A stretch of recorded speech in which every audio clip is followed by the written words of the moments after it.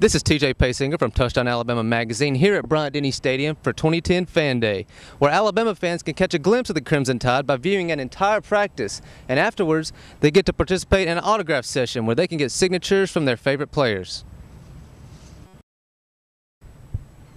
Head coach Nick Saban spoke with the media before practice on what he expects from his team this year. We've tried to have a program here that I would say is of substance. You know, it's about making good choices and decisions about what you do and what you don't do. Every choice that you make has a consequence. That consequence can be positive or it can be negative if you make poor choices. And I think we've made progress in the program because, you know, our players have made better choices and done things not only on the field but off the field to help themselves be more successful. Offensive coordinator Jim McElwain spoke on his thoughts about the offense this season, as well as some comments on the new players, most notably DJ Fluker.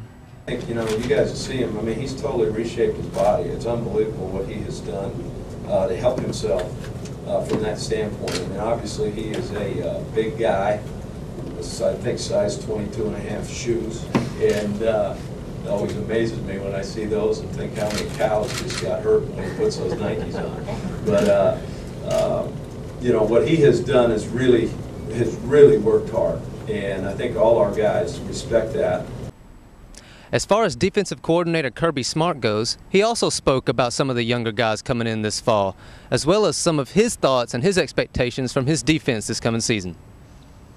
We have to take that into consideration, looking at last year's implementation or installs, we call it, that we can do things a lot faster because we had a lot more experience. But we're not going to not challenge these guys. We got to challenge them mentally and let them understand it and teach them.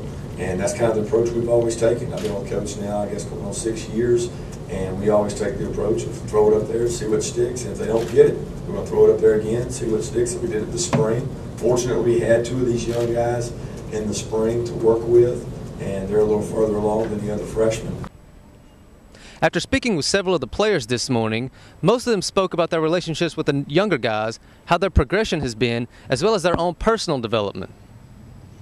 Yeah, all of them. All of them? Yeah, all those young freshman receivers, all of them, they got potential. I mean, they can step in and play. When us go down and being tired or whatever, they can just come in and play. Relax, and I think they're learning better than we did last year, the freshmen that came in, but that came in this year.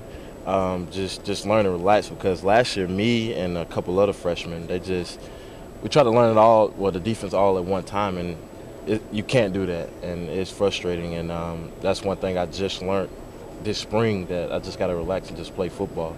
Oh yeah, our Reed doing real good right now. He's just learning technique and stuff. These ain't Chans, they doing real good too on the ones and stuff. We all work real hard. All of them doing real good. Man, the young guys coming on very well, right? Really, I think this year, like, we really got a lot of people like know what they're doing and stronger, bigger, faster. And linebackers is like, we really don't have no weak links right now.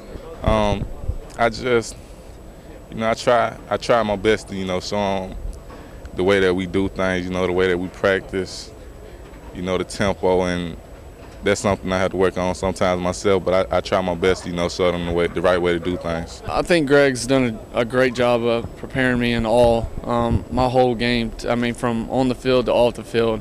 He's shown me a lot. I mean, mine and Greg's relationship's like brothers. I mean, he's a big brother, and he's taken me under his wing all last season and still now, and he shows me the ropes and how it's supposed to be done. And I mean, he's done nothing but good for me. He expect what he expect from everybody else, they best. I mean, that's it. You give your best, you got a good chance of playing. So, what about that starting role? You think you can handle it? Oh yeah, most definitely. I think I done waited my time in the wing, and I think it's my time to step into the spotlight. I mean, the only thing I can do is just go out there, practice and work hard, and try to compete with my teammates. I mean, that's the only thing I can do, because we don't have a depth chart, so that's on the coaches. Just being the best that I can be, you know, learning from coaches, being a coach, you know what I'm saying, being coachable, and, you know what I'm saying, listen to the older guys and do it as they say.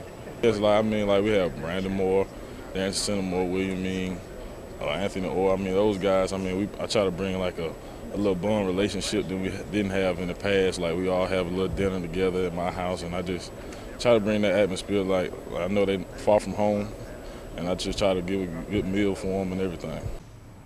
Obviously, after a national championship season in 2009, the expectations in Tuscaloosa are going to be pretty lofty. But will the Crimson Tide be able to carry those expectations out? We'll find out on September 4th as the Crimson Tide plays against San Jose State. For Touchdown Alabama Magazine, I'm TJ Paysinger.